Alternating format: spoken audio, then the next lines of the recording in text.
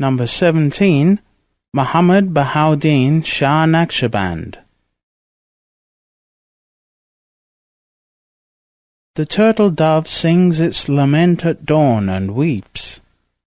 My tears disturb her sleep, and her tears disturb mine. When she and I complain, we understand not each other, but I know her grief, and she knows mine. Abul Hassan al-Nuri. Shah Naqshband was an ocean of knowledge that has no shore. Its waves were woven with the pearls of heavenly knowledge. He cleansed humanity with his ocean of innocence and piety. He quenched the thirst of souls with the water of his spiritual support. The whole world, including its oceans and continents, were within his grasp. He was a star decorated with the crown of guidance. He sanctified all human souls without exception with his holy breath.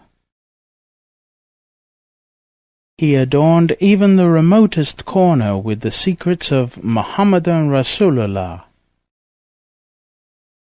His light penetrated every dark layer of ignorance. His outstanding proofs cast away the least whisper of doubt from the hearts of humanity.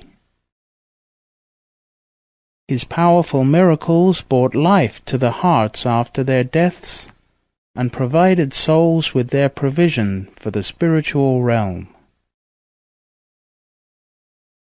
He was nursed in the station of the arch-intercessor when he was a child in the cradle. He sipped the nectar of unseen knowledge from the cup of reality. If Muhammad were not the last of the prophets, he would have been a prophet. All praise to God for sending such a reviver of religion. He uplifted the hearts of humanity, causing them to soar in the sky of spirituality. He made kings to stand at his door. He spread his guidance from north to south and from east to west. He left no one without heavenly support, even the wild beasts in the jungles. He was the greatest arch-intercessor, the Sultan of saints, the necklace of all the spiritual pearls that were bestowed on this world by the Divine Presence. By the light of his guidance, God caused the good to be the best and transformed evil into goodness. He was the master of this way, the Shaykh of the golden chain, and the best of those who carried this lineage from the Khwajagan. He was born in the month of Muharram in 717 Hijrah, 1317 current era, in the village of Qasr al-Arafan near Bukhara. Allah granted him miraculous powers in his childhood. He had been taught about the secret of this way by his first teacher, Sayyid Muhammad Baba as-Samasi. Then he was given the secret and the mastery of the order by his Shaykh, Sayyid Amir Kullal. He was also Uwaisi in his connection to the Prophet, as he was raised in the spiritual presence of Abdul Khaliq al-Gujduwani, who preceded him by 200 years. The beginning of his guidance and the guidance of his beginning.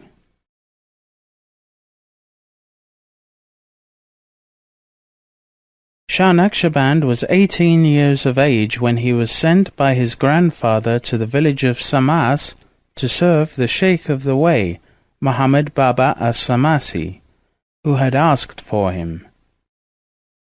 From the beginning of his companionship with the Shaykh, he perceived within himself countless blessings and the urge for great sincerity and devotion. Of his youth he relates,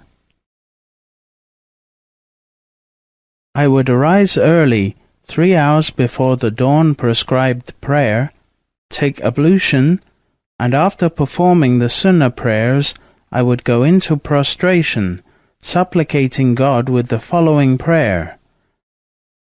O my Lord, give me the power to carry the difficulties and the pain of your love. Then I would pray the dawn prescribed prayer with the Shaykh. One day, on his way out, he looked at me and said, as if he had been with me when I made that supplication, "O my son, you have to change the method of your supplication. Instead, say, O God, grant your pleasure to this weak servant." God does not like his servants to be in difficulties. Although God in his wisdom might give some difficulties to his servants to test them, the servant must not ask to be in difficulties. This would not be respectful to your Lord. When Sheikh Muhammad Baba Asamasi died, my grandfather took me to Bukhara and I married there. I lived in Qasr al-Arifan, which was God's special care to me because I was near Sayyid Amir Khulal. I stayed in his service, and he told me that Sheikh Muhammad Baba Asamasi had told him a long time before that, "I will not be happy with you if you will not take good care of him." One day, I was sitting with a friend in seclusion when the heavens opened and a grand vision came to me, and I heard a voice saying, "Is it not enough for you to leave everyone and come to our presence alone?" This voice reduced me to a state of trembling, causing me to run away from that house. I ran to a river, I threw myself in it. I washed my clothes and prayed 2 cycles in a way that I had never prayed before, feeling as if I was praying in the divine presence. Everything was opened to my heart in a state of unveiling. The entire universe disappeared and I was not aware of anything other than praying in His presence. At the beginning of my state of attraction, I had been asked, "Why are you going to enter on this path?" I answered, "In order that whatever I say and whatever I want will happen." I was answered, "That will not be. Whatever we say and whatever we want is what will happen." I said, "I cannot do that. I must be permitted to say and do whatever I like, or I do not want this way." Then I received the answer, "No, it is whatever we want to be said and whatever we want to be done that must be said and done." I said again, "Whatever I say and whatever I do is what must be." Then I was left alone for 15 days until I was overwhelmed with a tremendous depression.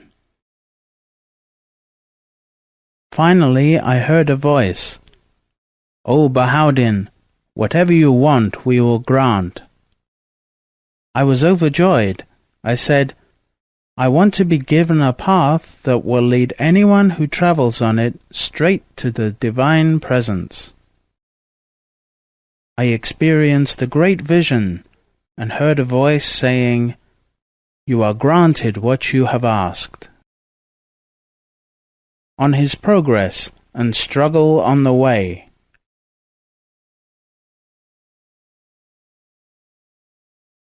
Shah Naqshband relates, "One time I was in a state of divine attraction and in a state of absent-mindedness, moving from here to there, not aware of what I was doing. My feet were torn and bleeding from thorns when darkness fell. I felt myself attracted to the house of my Shaykh, Sayyid Amir Khulal. It was a pitch-black night with no moon or stars showing. The air was very cold, and I had nothing on but an old leather cloak. When I arrived at his house, I found him sitting with his friends. When he saw me, he told his followers, "Take him out. I do not want him in my house." They put me out, and I felt that my ego was trying to overcome me, and that it was taking over my heart and my feelings, trying to poison my trust in my Shaykh. At that point, God's divine care and His mercy were my only support in carrying this humiliation in the cause of God and the cause of my Shaykh. I said to my ego, "I will not allow you to poison my trust in my Shaykh." I felt so tired and so depressed that I put the state of humbleness at the door of pride, placed my head on the threshold of the door of my teacher, and took an oath that I would not move it until he accepted me again. The snow was beginning to fall, and the frigid air penetrated my bones, causing me to tremble in the dark night. There was not even the warmth of the moon to comfort me. I remained in that state until I nearly froze. But the love that was inside my heart, the love for the divine and the love for the door of the divine, my Shaykh, kept me warm. Dawn came, and my Shaykh stepped out of his door without seeing me physically. He put his foot on my head, which was still on his threshold. On sensing my head, he immediately withdrew his foot, took me inside his house, and said to me, "O my son, you have been adorned with the dress of happiness. You have been adorned with the dress of divine love. You have been adorned with a dress with which neither myself nor my Shaykh has been adorned. God is happy with you. The Prophet is happy with you.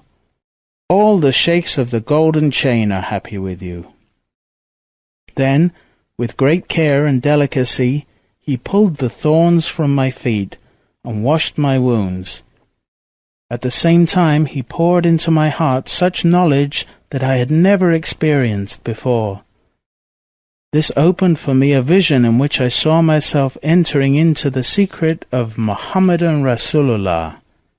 I saw myself entering into the secret of the verse which is the reality of Muhammad. This led me to enter the secret of La ilaha illallah, which is the secret of the uniqueness of God.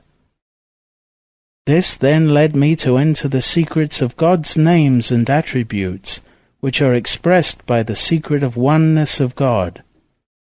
Those states cannot be put into words, but can only be known through taste, which is experienced in the heart. In the beginning of my travel on the way, I used to wander at night from one place to another in the suburbs of Bukhara. I visited cemeteries by myself in the darkness of the night, especially in the winter time, to learn a lesson from the dead. One night I was led to visit the grave of Shaykh Ahmed al-Kashgari and to recite Surah al-Fatiha for him. When I arrived, I found two men, whom I have never met before, waiting for me with a horse. They put me on the horse, and they tied two swords on my belt. They directed the horse to the grave of Shaykh Mazdakian. When we arrived, we all dismounted and entered the tomb and mosque of the Shaykh. I sat facing the Qibla, meditating and connecting my heart to the heart of that Shaykh. During this meditation, a vision was opened to me, and I saw the wall facing the Qibla come tumbling down. A huge throne appeared. A gigantic man, whom no words can describe, was sitting on that throne. I felt that I knew him. Wherever I turned my face in this universe, I saw that man.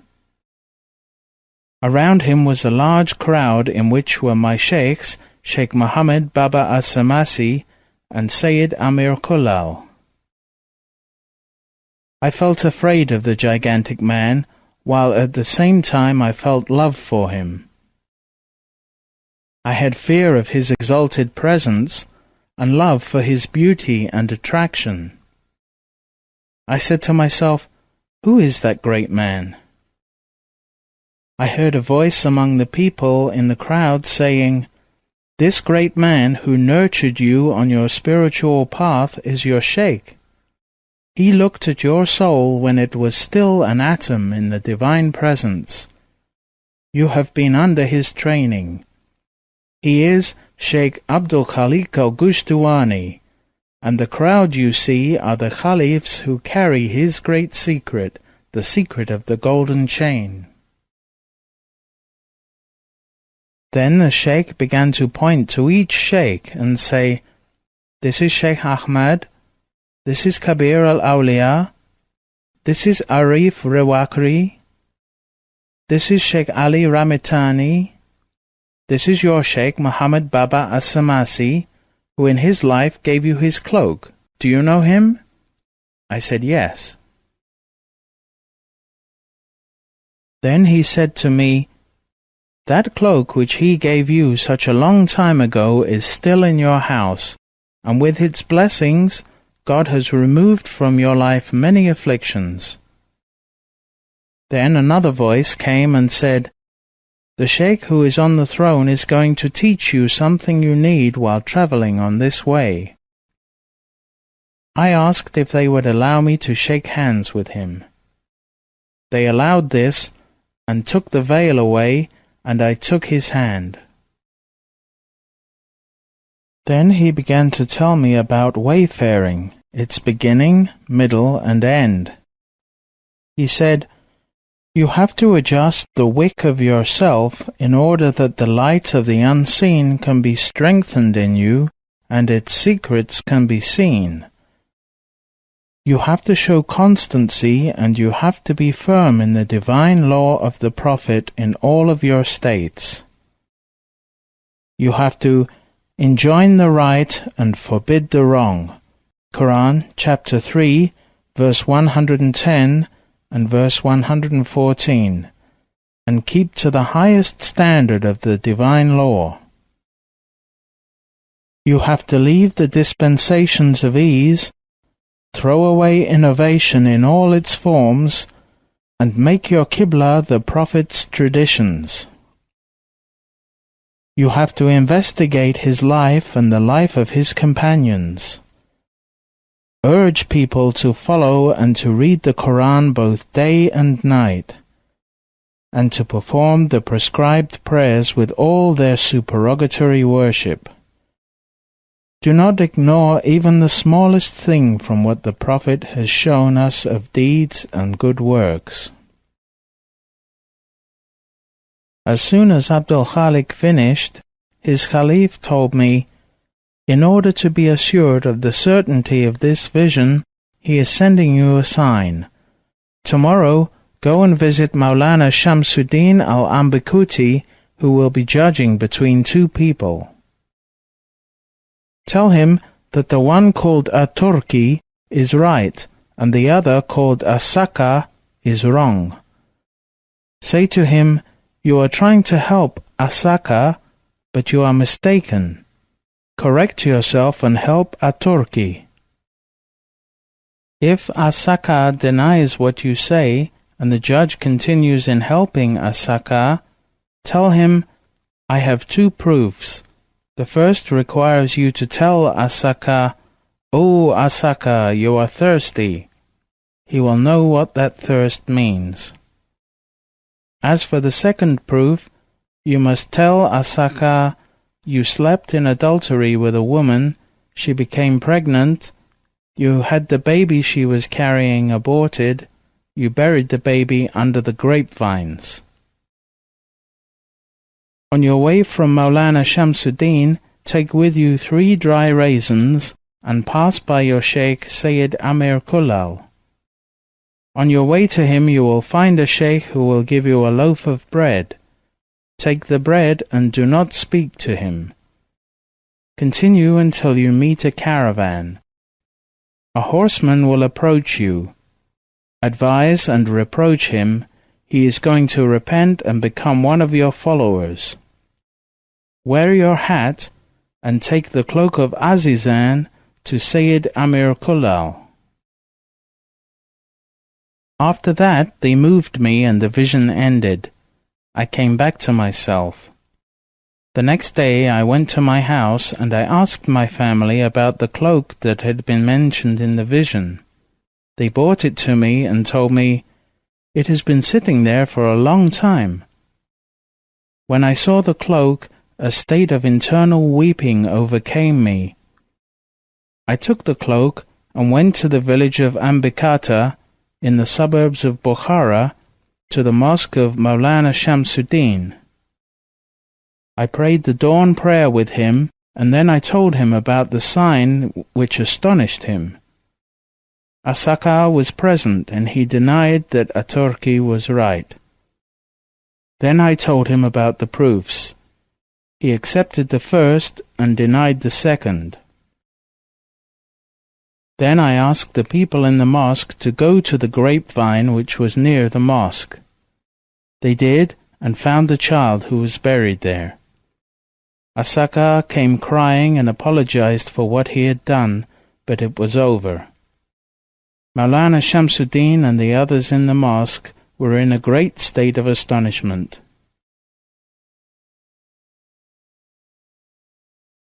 I prepared to travel the next day to the city of Nask and had with me the 3 dry grapes. Mawlana Shamsuddin tried to detain me by telling me, "I see in you the pain of longing for us and the burning desire to reach the divine. Your healing is in our hands." I answered him, "O my Shaykh, I am the son of someone else, and I am his follower. Even if you offer to nurse me from the breast of the highest station, I cannot take it, except from the one to whom I gave my life, and from whom I took my initiation." Then he kept quiet and permitted me to travel. I moved on as I had been instructed until I met the Shaykh, who gave me the loaf of bread. I did not speak to him. I took the loaf from him as I had been ordered. Then I met a caravan. They asked me where I was coming from. I said, "Ambikata." They asked me when I had left. I said, "At sunrise." They were surprised and said, "That village is miles away, and crossing that distance would take you a long time. We left that village last night, and you left at sunrise, and yet you have reached us." I continued on until I met a horseman. He asked me, "Who are you? I am afraid of you." I told him, "I am the one on whose hand will be your repentance." He dismounted his horse, showing complete humbleness to me, and repented and threw away all the wine that he was carrying. He accompanied me to my Shaykh, Sayyid Amir Kullal. When I saw him, I gave him the cloak. He remained silent for some time, and then he said, "This is the cloak of Azizan. I was informed last night that you would be bringing it to me, and I have been ordered to keep it in 10 different layers of covering." Then he ordered me to enter his private room. He taught me and placed in my heart the silent zikr. He ordered me to keep that zikr day and night. As I have been ordered in the vision of Shaykh Abdul Khalik al-Gushtuwani to keep to the difficult way, I kept that silent zikr, which is the highest form of zikr. In addition, I used to attend the company of the external scholars to learn the sciences of the divine law and the traditions, and to learn about the character of the Prophet and his companions. I did as the vision told me, and this resulted in a big change in my life. All that Shaykh Abdul Khalik al-Gushtuwani taught me in that vision bore its blessed fruits in my life. His spirit was always accompanying me and teaching me. on loud and silent dhikr. It is mentioned in the book Al-Bahjat al-Saniya that from the time of Mahmud al-Fakhnawi to the time of Sayyid Amir Kullal, they kept the way of the loud dhikr when in association and the silent dhikr when alone.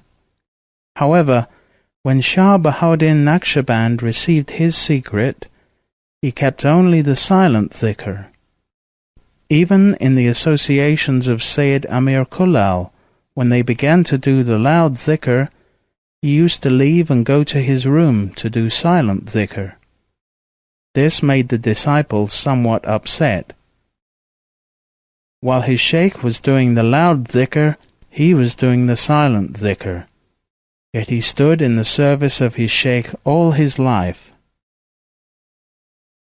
One day, as Shah Bahauddin and all the followers of Sayyid Amir Kullal were taking a rest from building a new mosque, Sayyid Amir Kullal said, "Whoever was keeping bad thoughts about my son Bahauddin was wrong.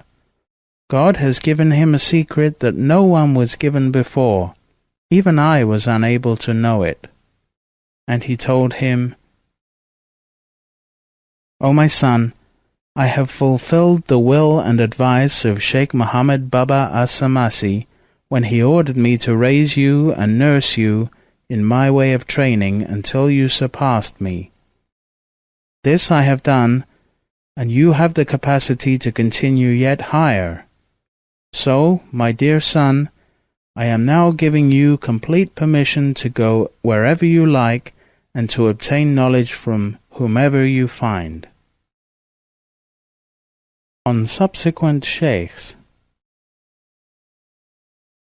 One time I followed Mawlana Arif-ad-Din Kharani for 7 years.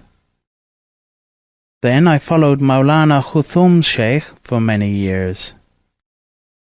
One night I slept in the presence of my Shaykh, and I saw Shaykh al-Hakim Attar, who was one of the famous Shaykhs of the Turks, telling something to a Darwish named Khalil Khirani. When I awoke, the picture of that Darwish stayed in my mind.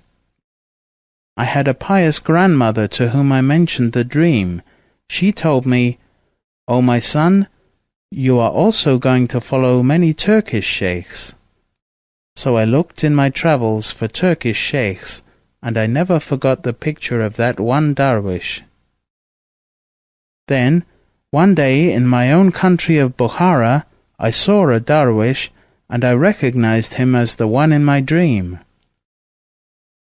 I asked him his name, and he told me, "I am Khalil Khirani." I had to leave him, but I felt terrible to do so. At the time of the evening prescribed prayer, someone knocked at my door. I answered, and a stranger told me, "Darwish Khalil Khirani is waiting for you." I was so surprised. How had that person found me? I took a gift and went with him. When I reached his presence, I began to tell him the dream. He said, "No need to tell me that dream. I know it already." This moved my heart to be more attached to him. In his company, new unseen knowledge was opened to my heart. He always looked after me, praised me, and lifted me up. The people of Transoxania put him as a king over them. I continued to keep his company even in the time of his sultanate, and my heart grew in love for him more and more, and his heart lifted me ever higher in knowledge. He taught me how to be in the service of the Shaykh. I stayed in his company 6 years. In his presence and in my seclusion, I kept my connection with him. In the beginning of my travel on this way, I met a lover of God, and he said to me, "It seems as if you are from us." I told him, "I hope you are from us, and I hope to be a friend to you." One time he asked me, "How do you treat yourself?" I said to him, "If I find something, I thank God, and if not, I am patient." He smiled and said, "This is easy. The way for you is to burden your ego and to test it. If it loses food for 1 week, you must be able to keep it from disobeying you." I was very happy with his answer, and I asked his support. He ordered me to help the needy, and to serve the weak, and to motivate the heart of the broken-hearted.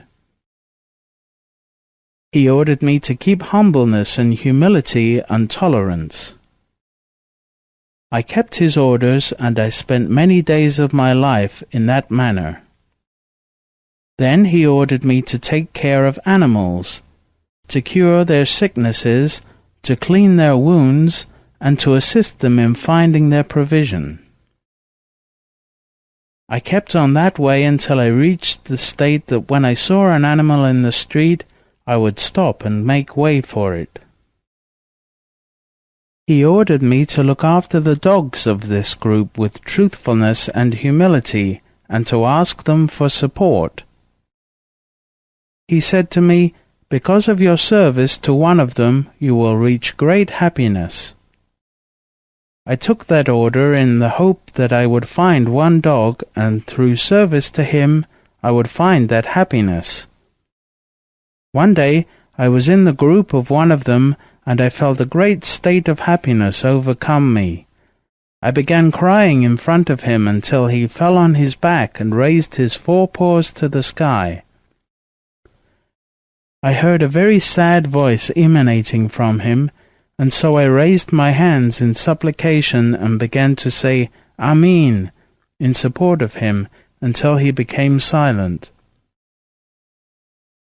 What then opened for me was a vision which brought me to a state in which I felt that I was part of every human being and part of every creation on this earth.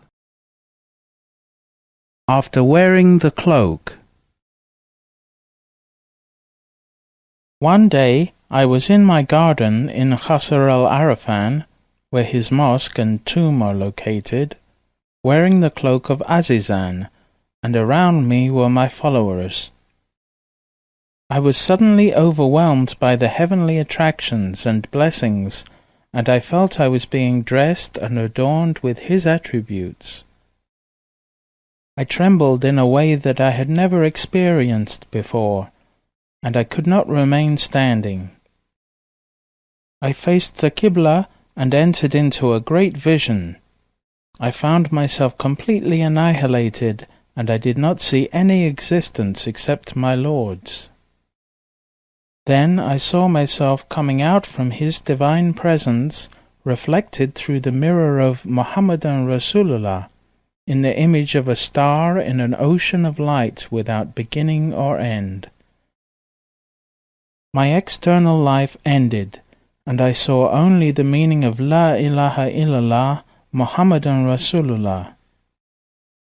This led me to the meaning of the essence of the name Allah, which led me to the absolute unseen, which is the essence of the name Hu, He.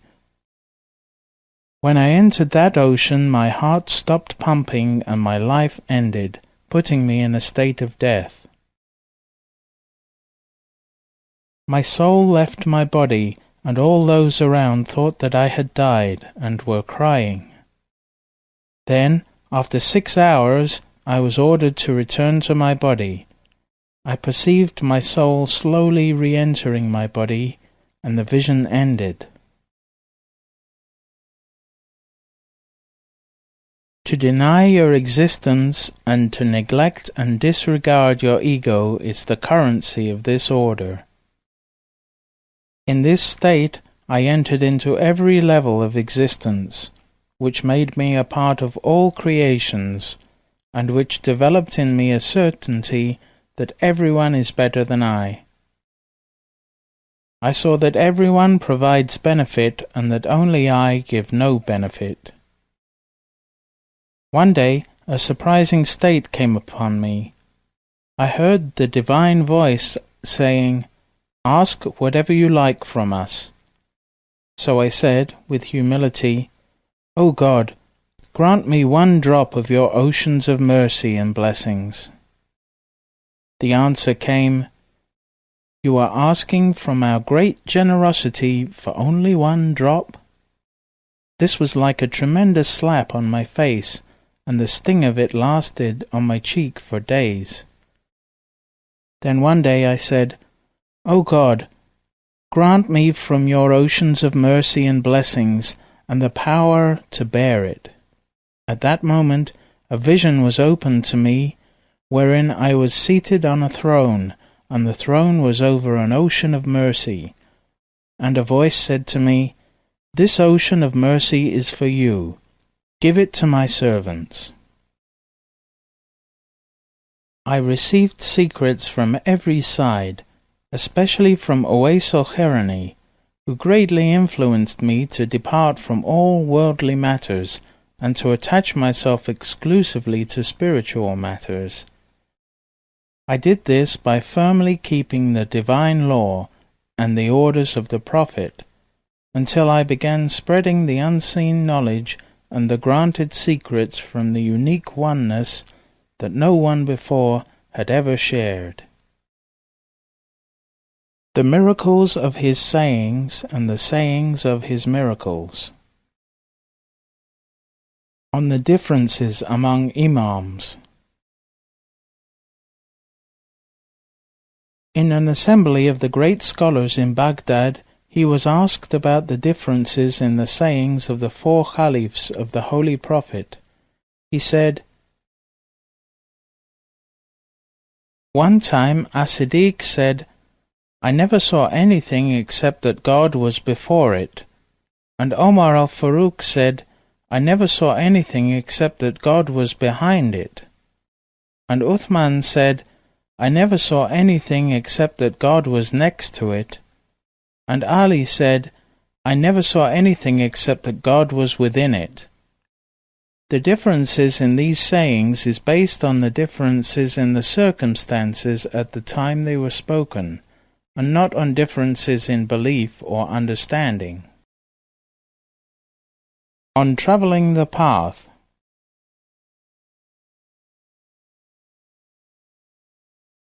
What is behind the meaning of the Prophet's narration, Part of faith is to remove what is harmful from the way? What he meant by harmful is the ego, and what he meant by the way is the way of God. As he said to Bayezid al-Bistami, Leave your ego and come to us.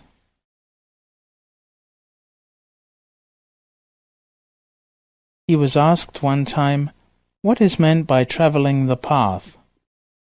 He said, The details in spiritual knowledge. They asked him, What are the details in spiritual knowledge? He said, The one who knows and accepts what he knows will be raised from the state of evidence and proof to the state of vision. Whoever asks to be in the way of God has asked for the way of affliction. It was narrated by the Prophet, Whoever loves me, I will burden him. One person came to the Prophet and said, O Prophet, I love you. And the Prophet said, Then prepare yourself to be poor. Another time a person came to the Prophet and said, O Prophet, I love God. And the Prophet said, Then prepare yourself for affliction. He recited a verse, Everyone desires the good, but no one has attained the ascension, except by loving the one who created the good. He said, Everyone who likes himself must deny himself. Whoever wants other than himself wants in reality only himself.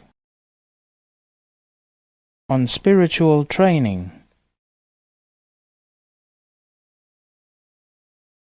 There are 3 ways that knowers reach their knowledge.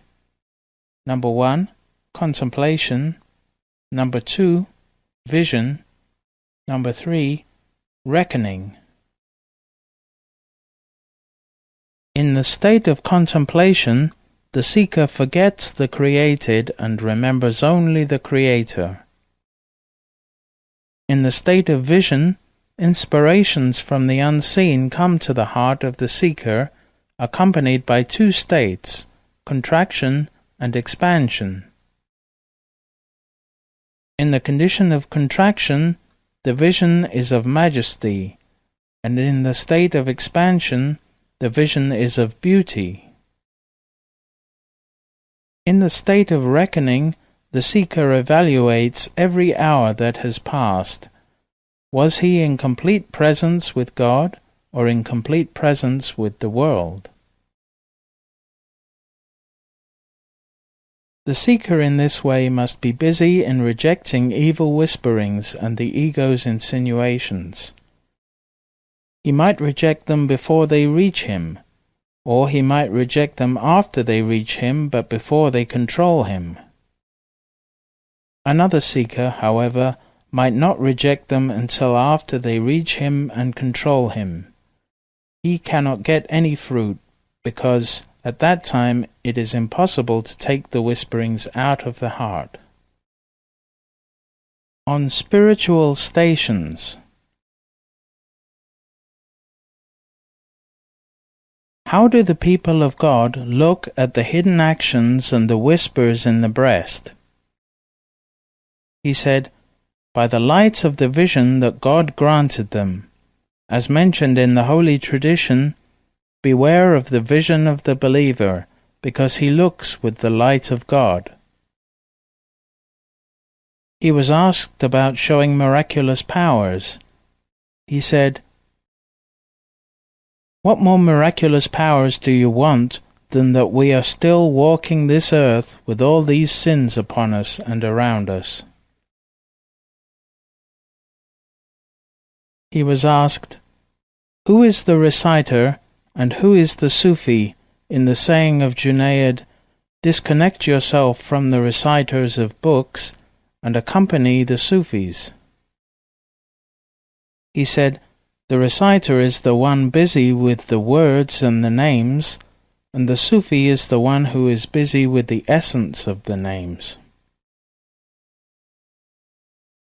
He warned, if a disciple, a Shaykh, or anyone speaks about a state that he has not attained, God will forbid him to reach that state. He said, the mirror of every Shaykh has 2 directions, but our mirror has 6 directions. What is meant by the holy tradition, I am with the one who remembers me, is a clear evidence and a proof supporting the people of the heart who remember him always. And the other saying of the Prophet speaking on behalf of God, the fast is for me, is an affirmation that the true fast is to fast from all that is other than God. On spiritual poverty. He was asked, why are the seekers called the poor? He said, because they are poor, but they do not need to supplicate. Just as Prophet Abraham, when he was thrown into the fire and Gabriel came and asked him, do you need any help? Replied, I have no need to ask. He is well aware of my state. Poverty is a sign of annihilation and the erasure of the attributes of existence. He once asked, who is the poor one? No one answered him. He said, the poor one is the one whose inside is always in struggle and whose external is always at peace. On proper manners with one's Shaykh. It is necessary for the follower, if he is confused about something his Shaykh has said or done and is unable to understand his reasons, to be patient and carry it, and not to become suspicious. If he is a beginner, he might ask, but if he is a disciple, he has no reason to ask and should remain patient with what he does not yet understand. It is impossible to reach the love of the people of God until you come out of yourself. In our way, there are 3 categories of conduct. Number 1. Good conduct with God Almighty and Exalted requires that the disciple be externally and internally perfect in his worship, keeping away from all that is forbidden, and keeping all that has been ordered, and leaving all that is other than God. Number 2.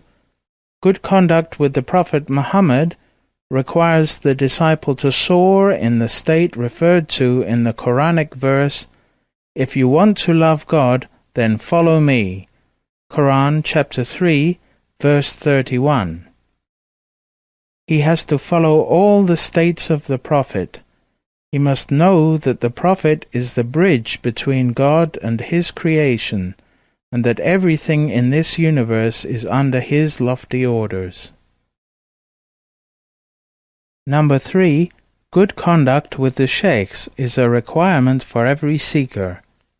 The Shaykhs are the causes and the means for following in the footsteps of the Prophet. It is a duty for the seeker in their presence or their absence to keep the orders of the Shaykh. One time one of my followers greeted me, but I did not respond to him, although it is a requirement of the Sunnah to respond if someone greets you. This made my follower upset. I sent someone after him to apologize, saying to him, "At that time when you greeted me, my mind, my heart, my spirit, my body, my soul were completely lost in the divine presence, listening to what God was saying to me. This made me so engrossed in the speech of God that I was unable to respond to anyone." On intention. To correct the intentions is very important because intentions are from the unseen world, not from the material world. For that reason, Ibn Sirin, author of a book on interpretation of dreams, did not pray at the funeral prayer of Hassan al-Basri. He said, "How can I pray when my intention has not yet reached me, connecting me to the unseen?"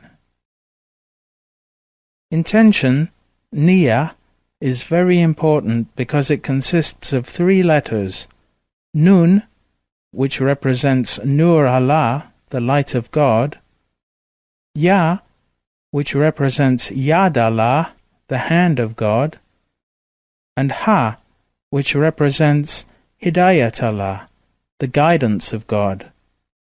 Intention, niyyah, is the breeze of the soul. On the duties of saints. God created me to destroy the materialistic life, but people want me to build their materialistic life. The people of God carry the burden of creation for creation to learn from them. God looks at the heart of his saints with his lights, and whoever is around that saint will get the blessing of that light. The Shaykh must know the state of his disciple in 3 categories: in the past, in the present, and in the future, in order for him to raise him up. Whoever is initiated by us and follows us and loves us, whether he is near or far, wherever he is, even if he is in the east and we are in the west, we nourish from the stream of love and give him light in his daily life. On loud and silent dhikr. From the presence of Azizan there are 2 methods of dhikr, the silent and the audible, I prefer the silent because it is stronger and more advisable. The permission for the dhikr must be given by the perfected one in order to influence the one who is using it, just as the arrow from a master of archery is better than the arrow thrown from the bow of an ordinary person. He added 3 principles to Shaykh Abdul Khaliq's 8. Number 9. Awareness of time. Awareness of time means to watch one's composure and check one's tendency to heedlessness. The seeker must know how much time he has spent in moving towards spiritual maturity, and must recognize at what place he has arrived in his journey towards the Divine Presence. The seeker must make progress with all his efforts. He must spend all his time making his one and only goal the arrival at the station of divine love and divine presence. He must become aware that in all his efforts and in all his actions, God witnesses the smallest detail. The seeker must make an account of his actions and his intentions every day and every night, and analyze his actions each hour, each second, and each moment. If they are good, he thanks God for it. If they are bad, he must repent and ask God's forgiveness. Yaqub al-Sharhi said that his Shaykh, Alauddin al-Attar, said, "In the state of depression, you must seek forgiveness excessively, and in the state of elation, praise God excessively." To take into consideration these 2 states, contraction and expansion, is the meaning of awareness of time. Shah Naqshband explained that state by saying, "You have to be aware of yourself. If you are following the divine law, then you have to thank God, or else you must ask forgiveness." What is important for the seeker in this state is to keep secure the smallest period of time. He has to stand guard on his self and judge if he was in the presence of God or if he was in the presence of his ego at every moment of his life. Shah Naqshband said, "You have to evaluate how you spend every moment, with presence or in negligence." Number 10. Awareness of numbers. Awareness of numbers means that the seeker who is reciting dhikr must observe the exact number of repetitions comprising the silent dhikr of the heart. To keep an account of the dhikr is not for the sake of the account itself, but is for the sake of securing the heart from bad thoughts, and to cause it to concentrate more in the effort to achieve the repetition prescribed by the Shaykh as quickly as possible. The pillar of dhikr, through counting, is to bring the heart into the presence of the one who is mentioned in that dhikr, and to keep counting, one by one, in order to bring one's attention to the realization that everyone is in need of that one whose signs appear in every creation. Shah Naqshband said, "Observance of the numbers in dhikr is the first step in the state of acquiring heavenly knowledge." This means that counting leads one to recognize that only one is necessary for life. All mathematical equations are in the need of the number 1. All creation is in the need of the only one.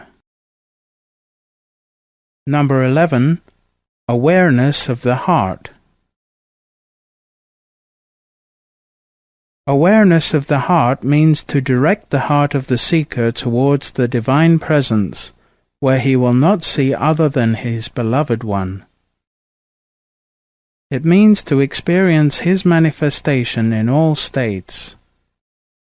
Ubaydullah al-Ahra said, "The state of awareness of the heart is the state of being present in the Divine Presence in such a way that you cannot look to anyone other than him. In such a state, one concentrates the place of dhikr inside the heart, because this is the center of power. All thoughts and inspirations, good and bad, are felt and appear one after another, circling and alternating, moving between light and dark, in constant revolution inside the heart. Dhikr is required in order to control and reduce that turbulence of the heart." The meaning of the community of Muhammad. Shah Naqshband said, "When the Prophet said, 'The portion of my community destined for hellfire is like the portion of Abraham destined for the fire of Nimrod,' he gave the good news of salvation for his community, just as God had written salvation for Abraham. O fire, be cool and safe for Abraham." Quran, chapter 21, verse 69. This is because the Prophet said, "My community will never agree on error," affirming that the community will never accept wrongdoing, and thus God will save the community of Muhammad from the fire. Shaykh Ahmad Faruqi said that Shah Naqshband said, The community of Muhammad includes whoever comes after the Prophet. It is composed of 3 types. 1. Ummatud Dawa, absolutely everyone who came after the Prophet and simply heard his message. That the Prophet came to all people without exception is clear from many verses in the Quran. Furthermore, his community is the moderating witness over all other communities, and the Prophet is the one witness over everybody, including the other communities and their own respective witnesses. 2. Ummat ul-Ijaba, those who accepted the message. 3. Ummat ul-Mutaba, those who accepted the message and followed in the footsteps of the Prophet. All of these categories of the Prophet's community are saved. If they are not saved by their deeds, then they are saved by the intercession of the Prophet, according to his saying, "My intercession is for the sinners of my community." On reaching the Divine Presence, he said, "What is meant by the tradition of the Prophet, 'Prayer is the ascension of the believer,' is a clear indication of the levels of real prayer, in which the worshipper ascends to the Divine Presence, and there is manifest in him awe and reverence and obedience and humility, such that his heart reaches a state of contemplation through his prayer. This will lead him to a vision of the divine secrets." That was the description of the Holy Prophet's prayer in the biographies. It is said that when the Prophet would reach that state, even the people outside the city could hear coming from his chest a sound which resembled the humming of bees. One of the scholars of Bukhara asked him, "How can a worshipper reach the Divine Presence in his prayer?" He replied, "By eating from the hard-earned sweat of your brow, and by remembering God, Almighty and Exalted, inside your prescribed prayer and outside your prescribed prayer, in every ablution and in every moment of your life. On hidden polytheism. Shaykh Salah, his servant, reported, Shah Naqshband said one time to his followers, "Any connection of your heart with other than God is the greatest veil for the seeker."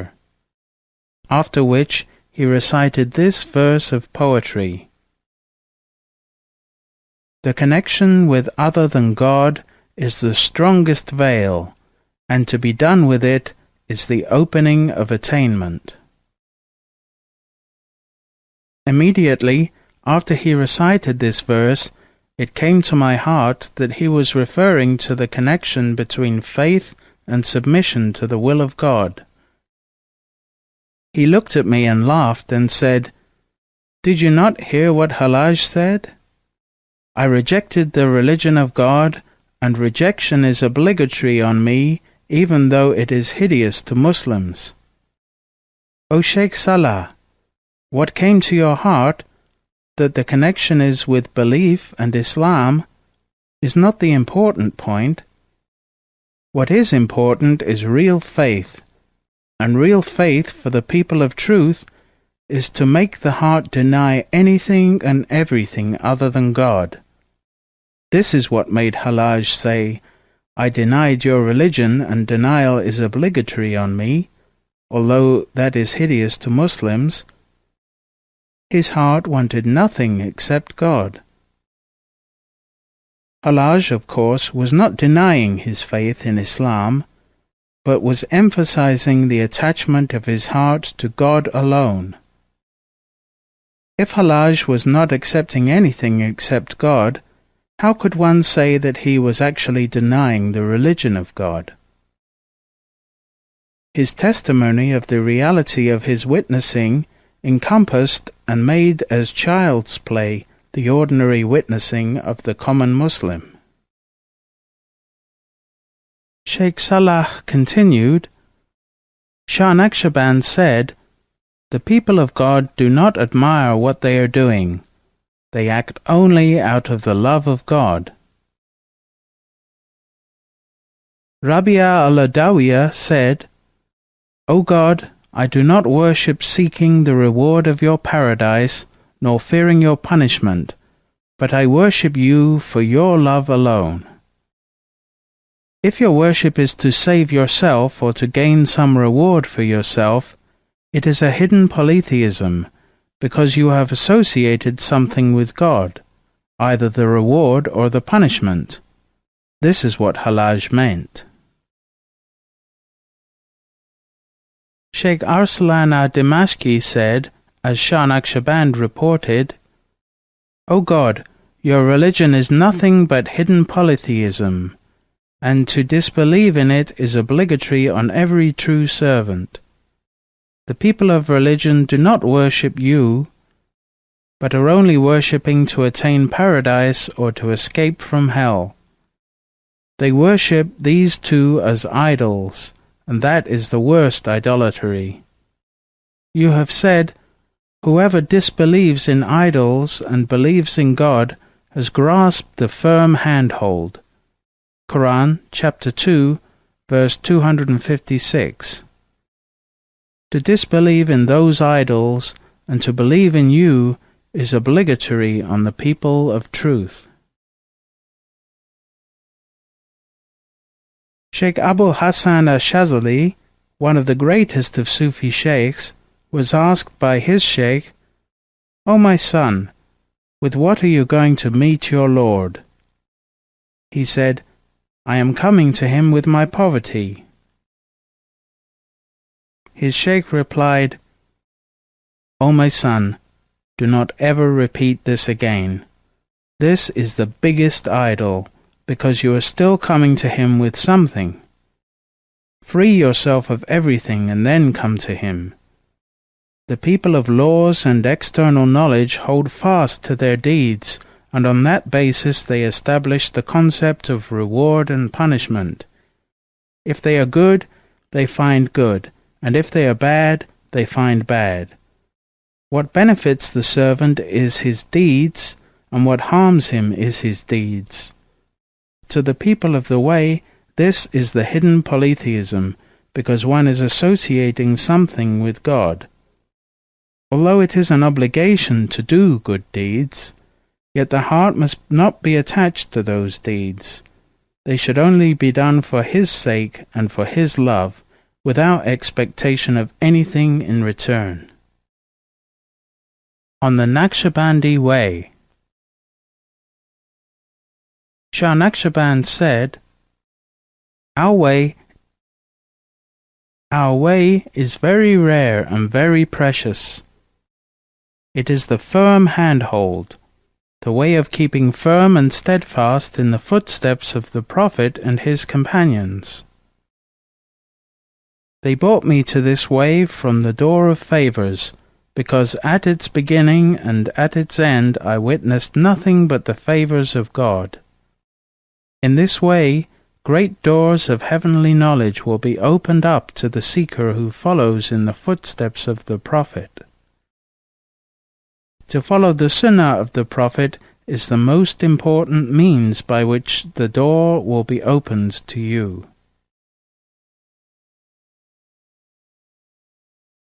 Whoever is not coming to our way, his religion is in danger. He was asked, How does someone come to your way? He replied, By following the Sunnah of the Prophet. We have carried in this way humiliation, and in return Allah has blessed us with His honor. Some people said about him that he was sometimes arrogant. He said, We are proud because of him, because he is our Lord, giving us his support. He said, To reach the secrets of oneness is sometimes possible, but to reach the secrets of spiritual knowledge is extremely difficult. Spiritual knowledge is like water. It takes the color and shape of the cup. Allah's knowledge is so great that however much we take, it is like a drop of a huge ocean. It is like a vast garden. However much we have cut, it is as if we had cut but one flower. His attitude towards food.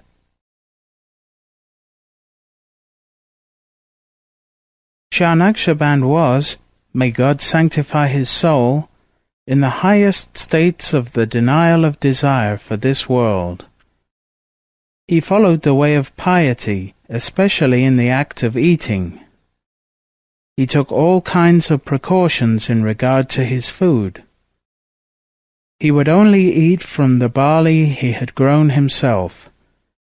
He would harvest it, grind it, make the dough, knead it, and bake it himself.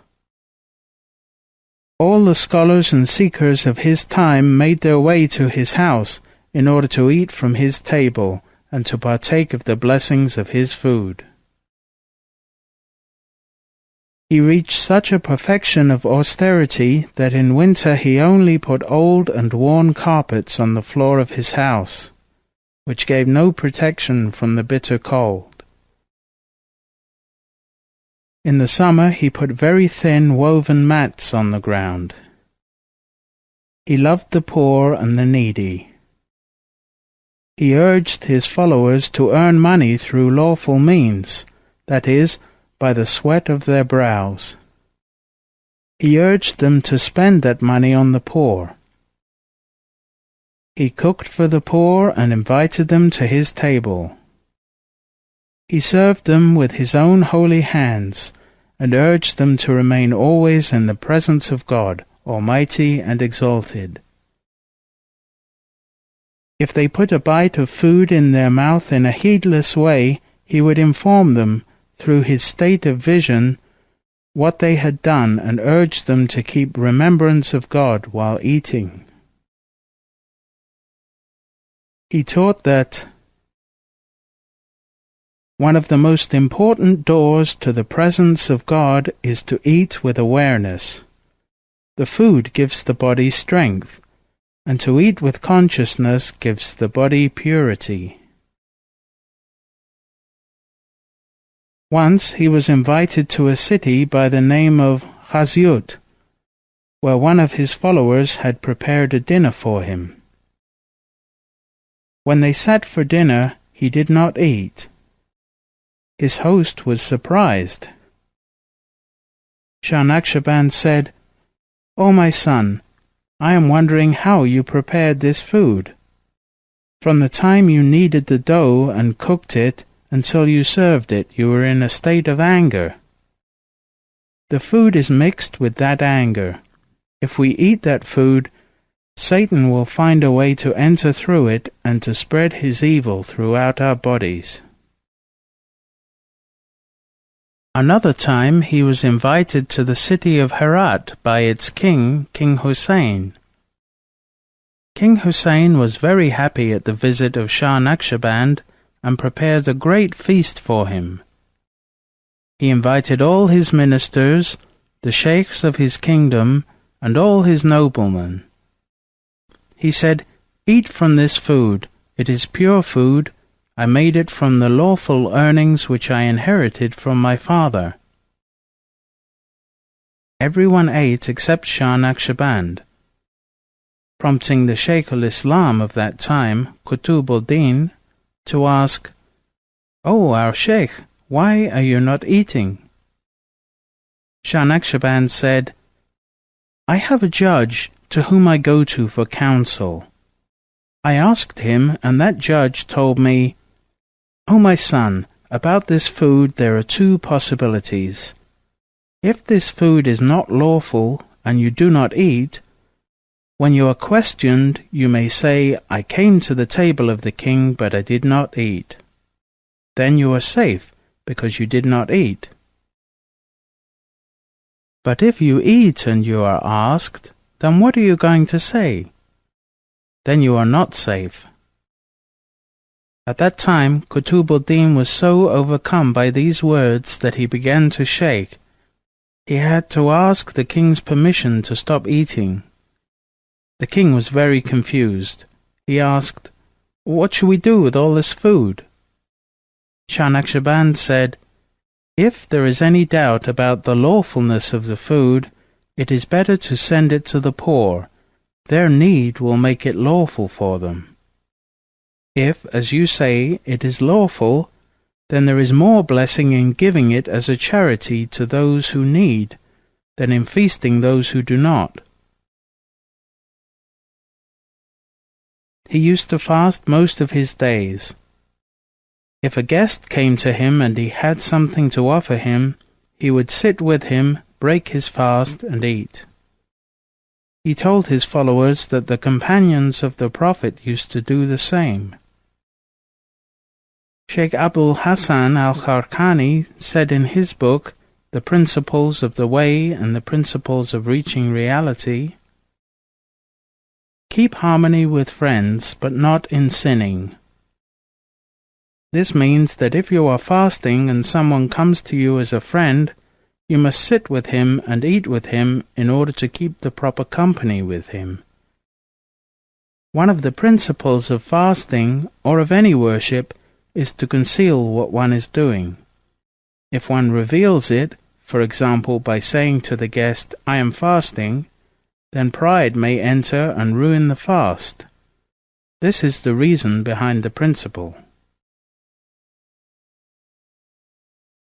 One day he was given a cooked fish as a gift. There were in his presence many poor people, among them a very pious boy who was fasting. Shah Naqshband gave the fish to the poor and told them, "Sit and eat." And he told the boy who was fasting, "Sit and eat." The boy refused. He told him again, "Break your fast and eat." But he refused. He asked him, "What if I give you one of my days of Ramadan? Will you sit and eat?" Again he refused. He told him, "What if I give you my whole Ramadan?" Still he refused. He said, "Bayezid al-Bastami was once burdened with a person similar to you." After that, the boy was seen running after the worldly life, never fasting and never worshipping. The incident to which Shah Naqshband was referring occurred one day when Shaykh Abu Turab al-Naqshabi visited Bayezid al-Bastami. His servant offered him food. Abu Turab said to the servant, "Come and sit with me and eat." The servant said, "No, I am fasting." He said, "Eat, and God will give you the reward of fasting for 1 year." He refused. He said, "Come and eat. I will pray to God that He give you the reward of 2 years of fasting." Then Sheikh Bayezid said, "Leave him. He has been dropped from God's care." Later his life degenerated and he became a thief. His miracles and generosity. Shah Naqshband's state is beyond description, and the extent of his knowledge cannot be described. One of the greatest miracles was his very existence. He often hid his actions in order not to display miraculous powers. Many of his miracles, however, were recorded. Shah Naqshband, may God bless his soul, said, "One day I went out with Muhammad Zahid into the desert. He was a truthful disciple, and we had a pickaxe with us with which we were digging. As we were working with the pick, we were discussing such deep states of knowledge that we threw aside the pick and entered deeper into spiritual knowledge. We were going deeper and deeper until this conversation led us to the nature of worship. He asked me, 'O my Shaykh, to what limit does worship reach?' I said, 'Worship reaches such perfection that the worshipper can say to someone, "Die," and that person will die.'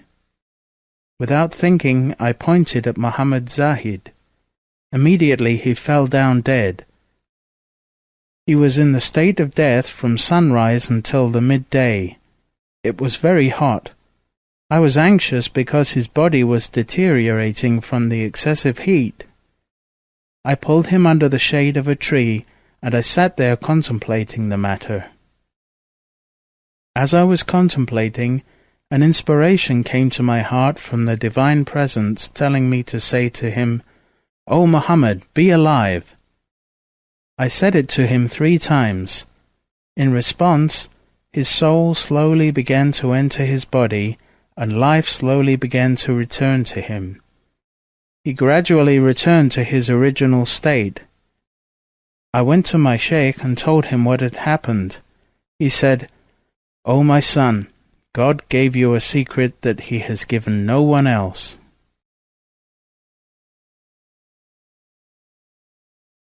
Sheikh Alauddin al-Attar said,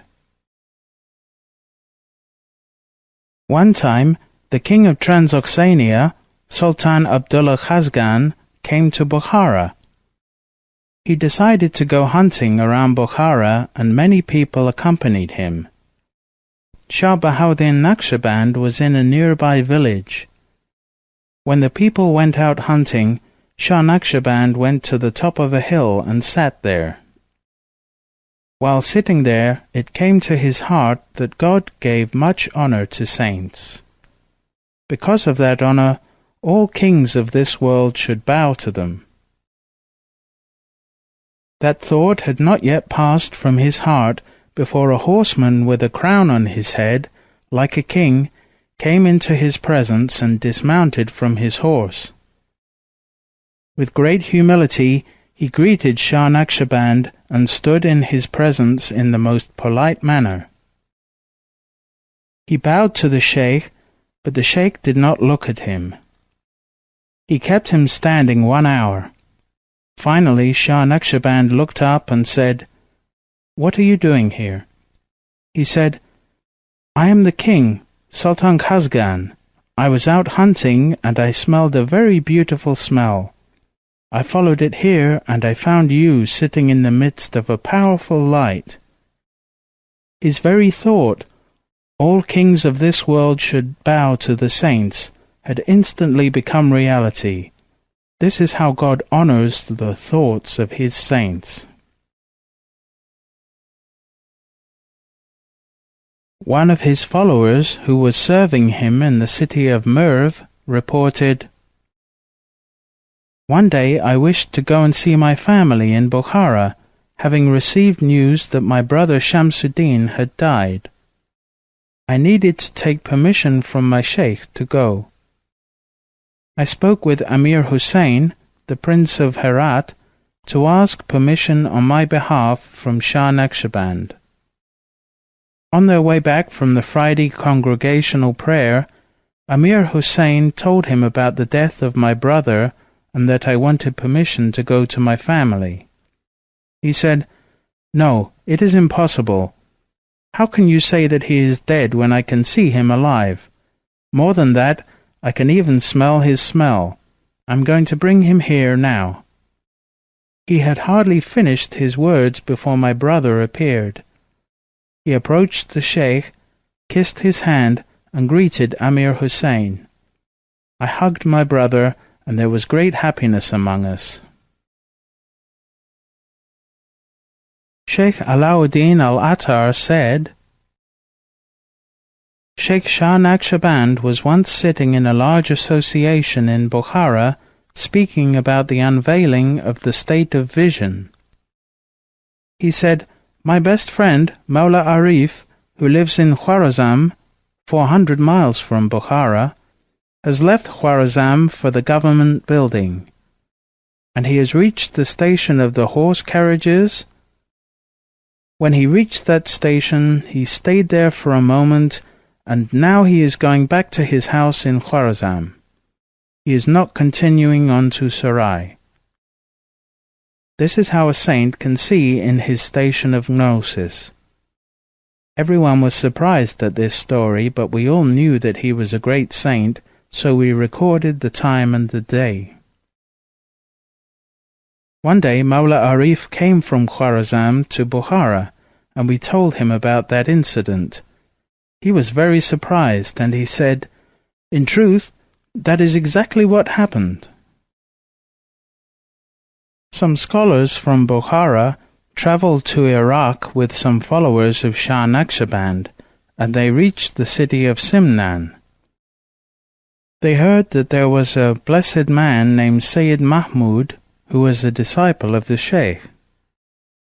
They went to visit his house and asked him, "How did you become connected with the Shaykh?" He said, "One night I saw the Prophet in a dream, sitting in a very nice place, and beside him sat a man of majestic appearance. I said to the Prophet, with complete respect and humbleness, 'O Messenger of God, I was not honored to be your companion in your lifetime. What can I do in my lifetime that will approximate that honor?' He told me, 'O my son, if you want to be honored by being our friend and to sit with us and be blessed, you have to follow my son Shah Bahauddin Naqshband.' Then I asked, 'Who is Shah Bahauddin Naqshband?' He said to me, 'Do you see that person sitting next to me? This is the one. Keep company with him.' I had never seen him before. When I awoke, I wrote his name and his description in a book I have in my library. Much time passed after that dream, until one day I was standing in a shop. I saw a man with a luminous and majestic appearance come into the shop and sit on a chair. When I saw him, I remembered the dream and what had happened in it. Immediately I asked him if he would honor me by coming to my house and staying with me. He accepted and began to walk in front of me while I followed. I was shy to walk in front of him, even to lead the way to my house. He did not look at me once, but took the path directly to my house. I was about to say, "This is my house," when he said, "This is your house." He walked inside and went straight to my special room. He said, "This is your room." He went into the closet and he took one book from among hundreds of books. He gave me the book and asked me, "What did you write in this?" What I had written was what I had seen in the dream. Immediately a state of unconsciousness overtook me and I fainted from the light that poured into my heart. When I awoke, I asked him if he would accept me. He was Shah Bahauddin Naqshband. Shaykh Muhammad Zahid said, "In the beginning of my travelling on the path, I was sitting beside him one day in the spring season. A craving for watermelon entered my heart. He looked at me and said, 'Muhammad Zahid, go to that river near us and bring us what you see, and we will eat it.' Immediately I went to the river. The water was very cold. I reached into it and found a watermelon under the water, very fresh, as if it had just been cut from the vine. I was very happy, and I took the watermelon and said, 'Oh, my Shaykh, accept me.'" One of his followers reported the following about a visit to him. Before the visit, I asked Shaykh Shadi, one of the senior disciples, to advise me. He said, "Oh, my brother, when you go to visit the Shaykh, or when you are sitting in the presence of the Shaykh, be careful not to place your legs so that your feet face him." As soon as I left Khaziut on my way to Khasar al-Arafan, I found a tree and lay down under it with my legs extended. Unfortunately, an animal came and bit me on the leg. Later, I fell back asleep in pain. As I was sleeping, again an animal bit me. Suddenly I realized that I had made a great mistake. I had extended my feet in the direction of the Shaykh. I immediately repented, and the animal stopped biting me.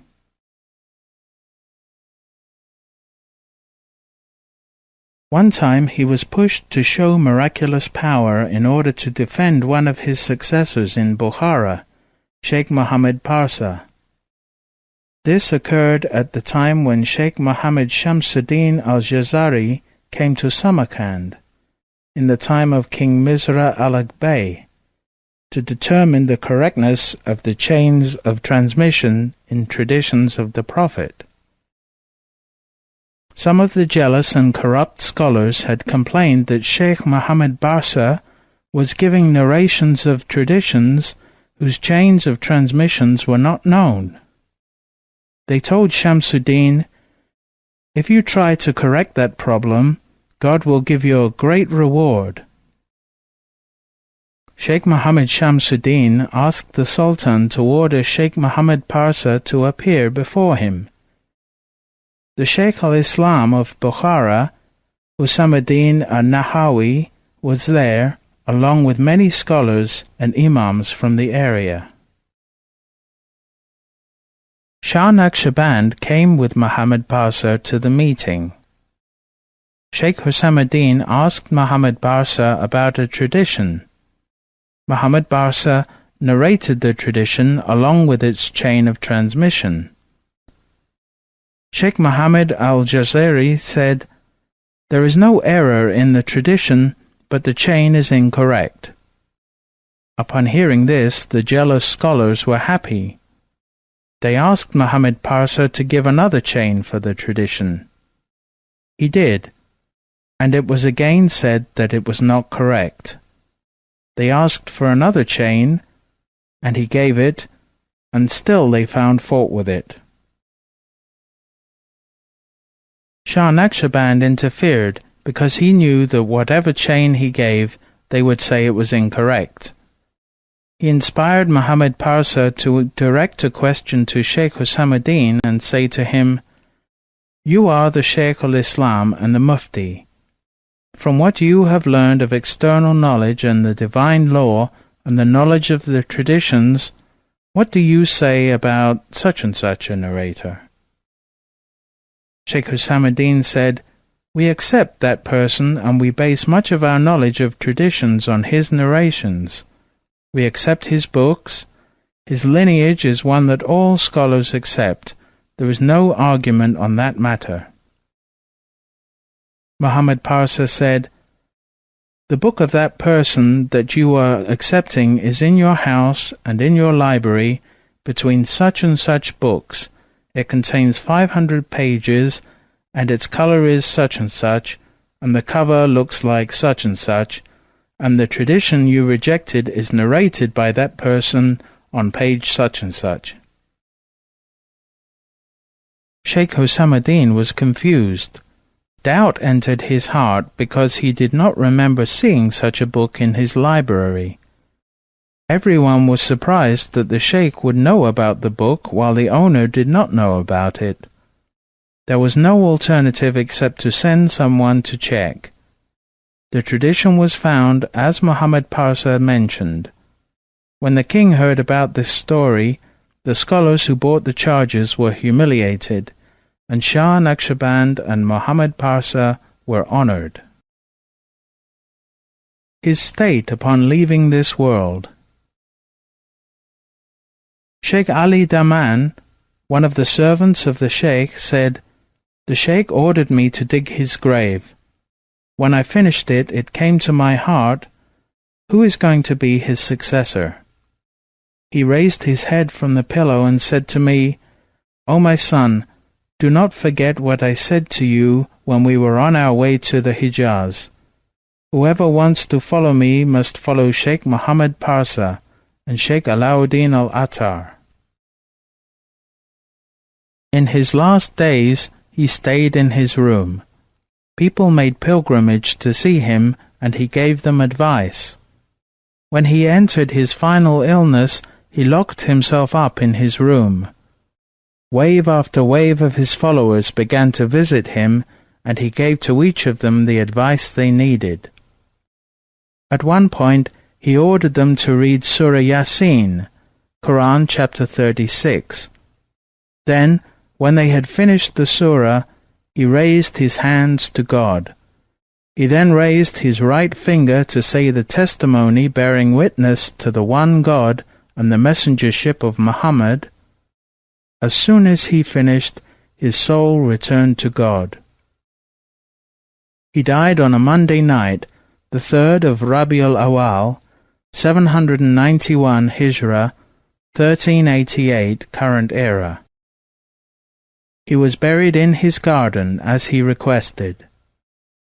The succeeding kings of Bukhara took care of his school and mosque, expanding them and increasing their religious endowments.